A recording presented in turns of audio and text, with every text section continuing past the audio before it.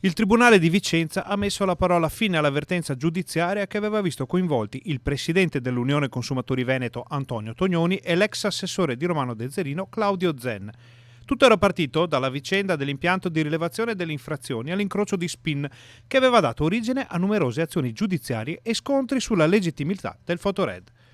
Questa situazione aveva portato anche ad azioni legali che hanno visto protagonisti Tognoni e Zen.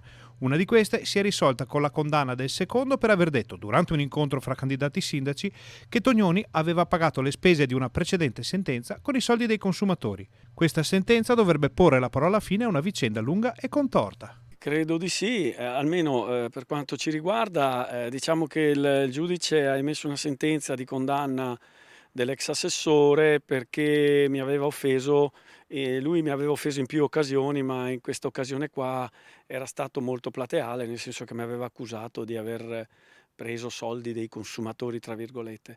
Il giudice ha ritenuto che fosse una frase oltraggiosa, comunque diffamatoria e quindi è stato condannato.